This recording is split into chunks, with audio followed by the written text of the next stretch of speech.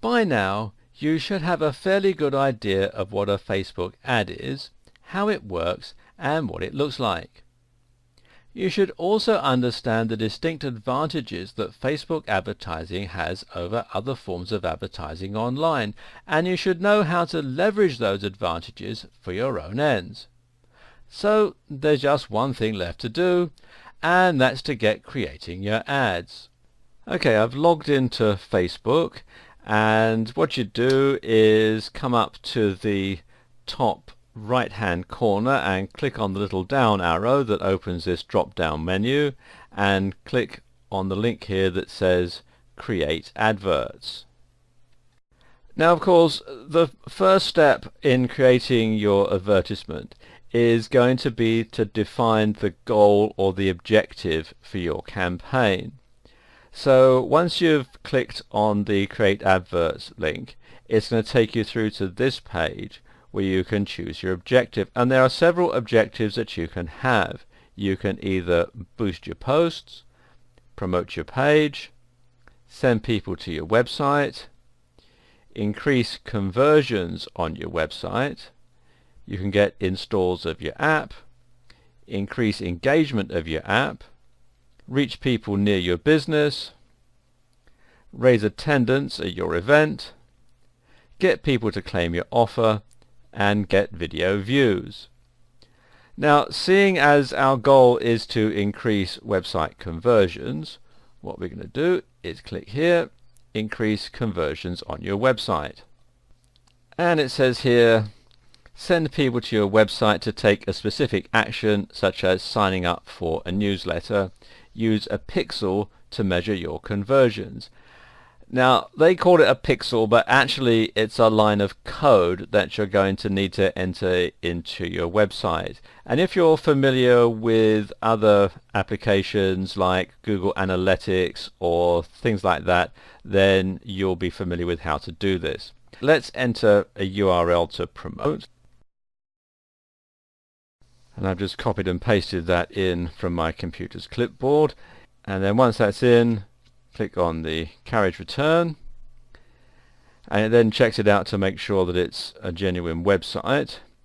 And then you have to get the details for the conversion tracking pixel, which, as it says, is a small piece of code that lets you keep track of conversions such as purchases and sign-ups on your website. And then you want to decide what type of conversion you want to measure. You can choose a category, and let's say we want to have either checkouts, registrations, leads, key page views, adds to basket, or other website conversions. And I'm going to have leads for this demonstration. Then you give it a name, and let's call it Alien Leads.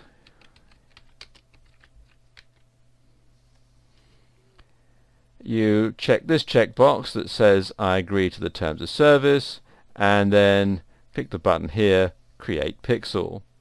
And it takes you through to this page, which rather confusingly looks like an error page, but actually isn't.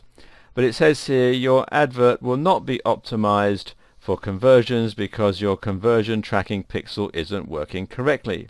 Check your conversion tracking pixel and refresh, or try verifying the pixel again. Well, seeing as they haven't given you the pixel yet, this is rather confusing. So it says, how would you like to verify your conversion tracking pixel? And you've got two options. You can either add the pixel yourself to your website, or someone else will add the pixel to my website. I'm going to check this radio button. It says I can add the pixel. And if I scroll down a bit, you can see we've got the conversion tracking pixel, which, as you can see, is quite a lot of code, which you need to copy and paste between the head tags on your page. And also, if I scroll down a bit further, it says here to include a monetary value for each conversion, edit the code to assign a conversion value using the value and currency fields. Okay, right. What I'm going to do now is I'm just going to pause the video while I copy and paste this into my website. Okay, I've done that now, so all I need to do is click here on the button that says continue. Okay, it takes me through to here, and you can see that it has verified that that information is correct, and it's also assigning it a campaign name, which is basically the URL and the fact that we're looking for website conversions. Okay, let's start entering some of the other information in. Let's just scroll down a bit. The first thing that they want you to do is to enter your account information. You enter your account country, your currency, and your time zone. And this is going to be picked up from your IP address, and you can change it if you want. I'm in the UK and my currency is pound sterling, and I'm in London, so that's the time zone, but you can change it as well. So for example, you can select a different country from the pop-up menu here, so you can say be in the United States or the United Arab Emirates or any other country in the list here. And likewise, you can change the currency. So for example, you can have all these other different currencies here, and you can of course have the US dollar if you scroll right down. I'm going to leave these at the default settings. Let's just show you the advanced options. You can have the advert account name as well. The next step is targeting your audience. We've already touched on this a fair amount, but to recap, this is the process of whittling down the people who will actually see your ad so that you're directly targeting the people who are most likely to buy. This is easy to understand in theory, but when you come down to it, you'll find that you actually have a number of choices, and you need to think carefully about what you select for each one. To start with, you're going to choose demographic targeting, which means looking at the precise demographic. To help you with this, try to imagine your ideal customer. Ask yourself, who is most likely to want to buy your product? How old are they? Where do they live? Are they male or female? Write up a profile for them and imagine they're a real person. Okay, so once you've got together all that information about who your ideal customer is, the next step is to start entering it in here on Facebook. And what you can do is you can target by location, and the ability to target your audience by geography is one of the most powerful features of Facebook advertising, and it's something that you should use in a big way. Of course, the main types of business to benefit from this aspect will be the high street stores, restaurants, and other businesses that can only be used in person. E-commerce stores can sell to anyone in the world, but if you're a hairdresser, you'll only be able to work with customers in your area code. As such, why would you want to advertise to anyone else? Another big advantage of targeting by location is that it allows you to reduce the competition. If you're advertising to everyone on Facebook, then that means you'll be competing with a ton of other global brands. If you specifically focus on one area though, then you'll become a big fish in a small pond, and your ads will be more likely to show up for a lower cost per click. For this reason, some companies will even decide to take a local approach to their advertising, even if they can ship internationally. This way, they can focus on one area and become well known for that particular audience, and then branch out later once they already have a strong foothold with that proportion of the market. Now, the great thing about targeting by location this way as well is that you can choose the area you want to target, and then you can also choose how large you want the radius to be. How far are people likely to travel for your service? How far do you want to deliver? And how niche do you want to be? Now let's say I want to take that approach. So I'm going to have the United Kingdom, but I'm only going to have people in London. So let's just type that in.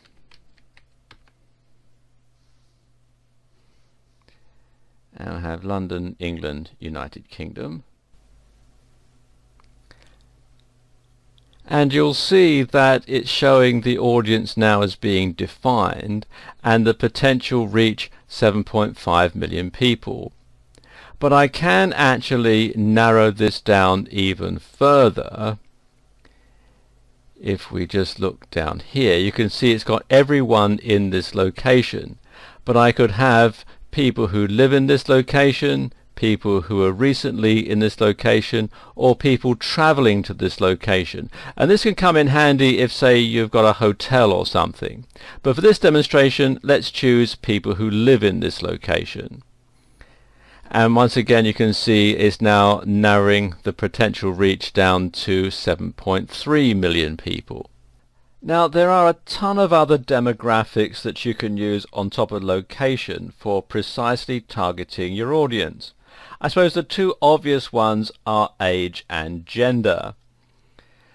Here you can think about the age of your most typical customer as well as their gender, and then advertise to them directly.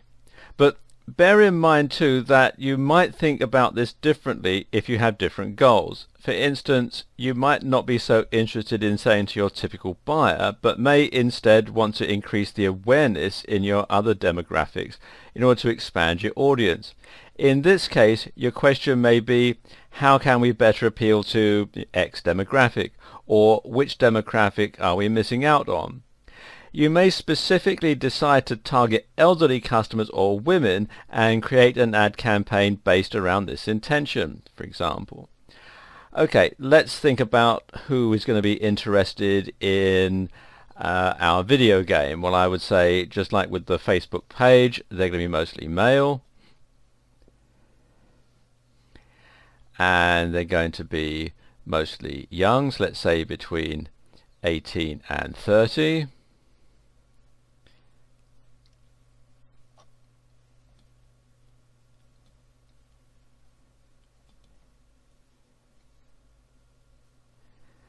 And let's say we're interested in people who speak English. And we'll say English UK.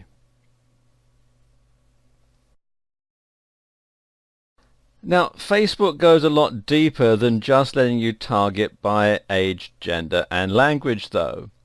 At the same time, you can also target your audience by a lot more specific criteria, and this can be a very powerful tool. Let me just scroll down a bit here so we can get some room. If you click here on the More Demographics button, you can target people by other specific options. For example, relationships, education, their work, ethnic affinity, generation, parents, and you can target all parents or just mothers in some areas.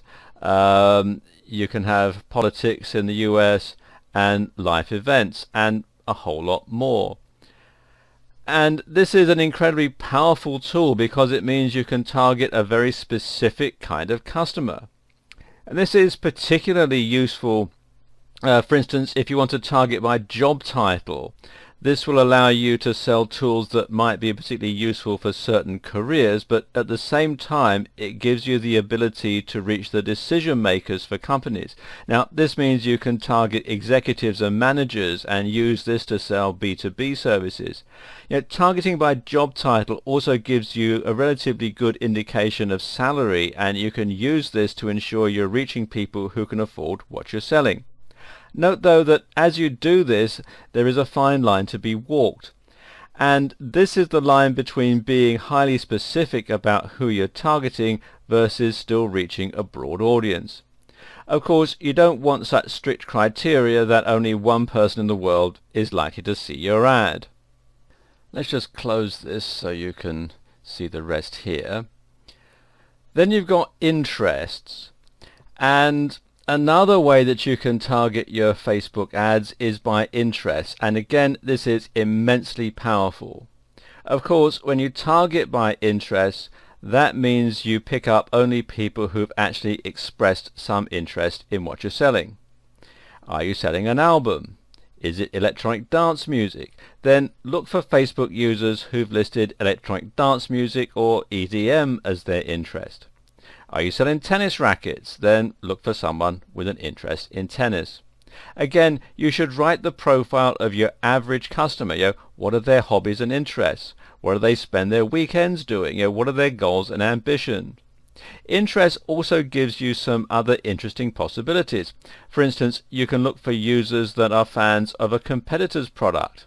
This is a little sneaky perhaps, but it's also genius, because if they bought their product, chances are they'll be interested in yours.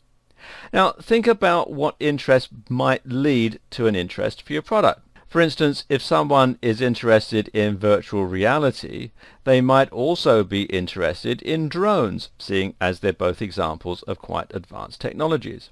It's worth doing a little research before you start filling out this section.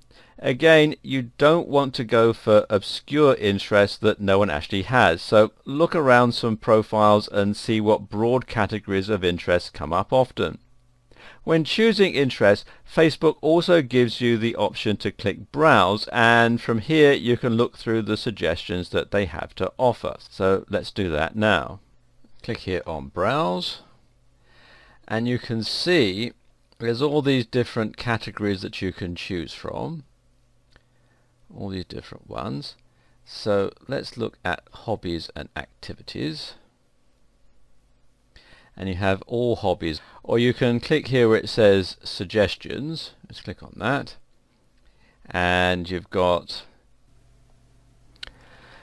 and as you can see, you can now save the audiences to use again later. So let's just shut that annoying nag screen. Okay, back to suggestions, and let's just take a look.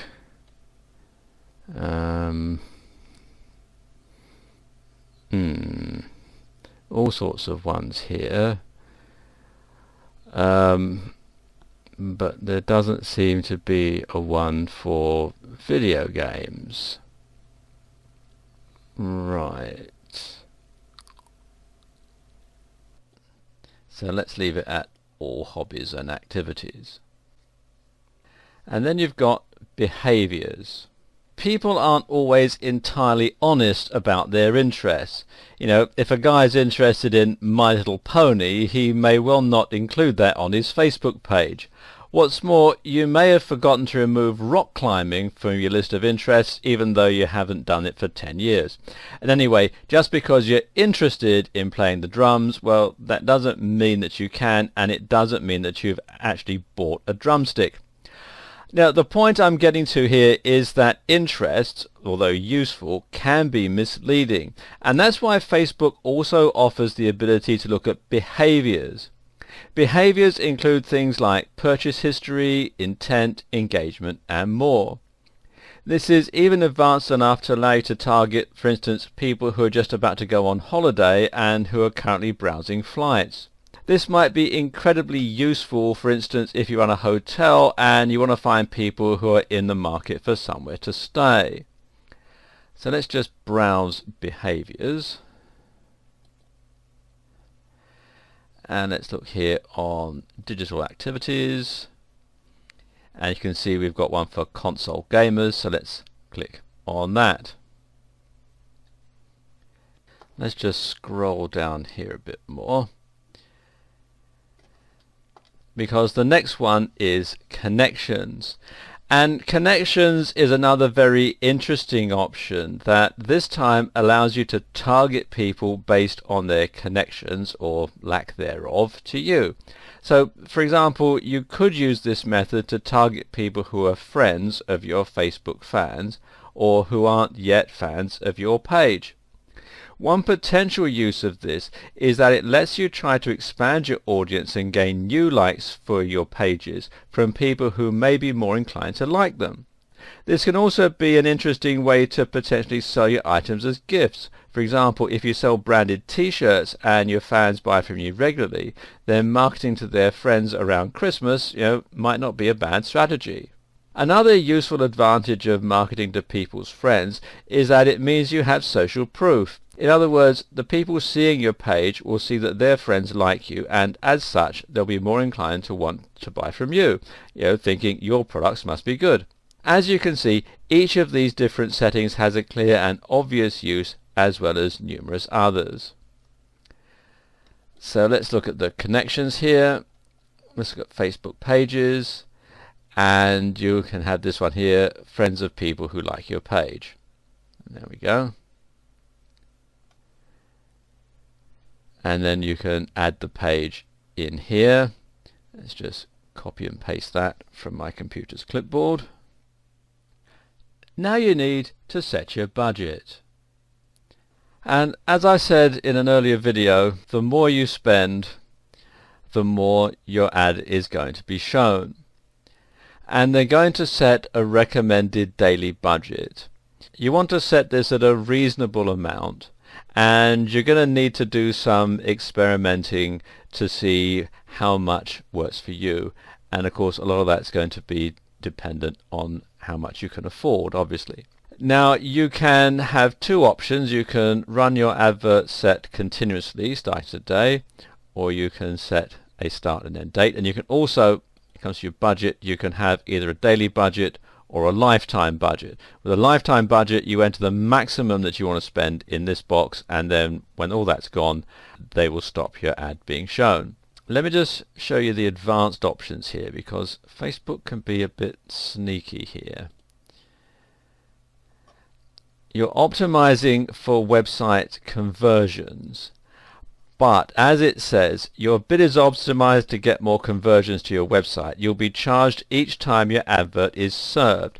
Now obviously Facebook are in business to make money, so you're going to be charged every time your ad is shown. Once your ad has been proven, and once you know that it works properly, and I'll talk about that in a later video, then you might want to do this. But for the moment, you want to have it optimized for clicks. And this is cost per click or pay per click. Obviously, they'd rather you didn't do that, which is why they're saying for most advertisers, optimizing for your objective usually performs better. But I would say to begin with, you want to optimize it for clicks. And that way, if your advert is a dud, then you're not going to be charged. I'm going to set a slightly higher budget. Let's say I want to charge a daily budget of £13.50. I'm going to have it run continuously starting today. I'm going to get more clicks at the best price, and what will happen here is Facebook will determine the price that I get charged, or you can click this radio button here and you can set the maximum price that you want to pay. It's up to you. And then you have the advert scheduling. Scroll down a bit here. You click on more adverts. You can run the advert all the time, or you can run the advert on a schedule, and this only works with lifetime budgets. Let me just put this back to lifetime budgets so that you can see here. Let's say we have a £130 lifetime budget. Let me make that a lifetime budget.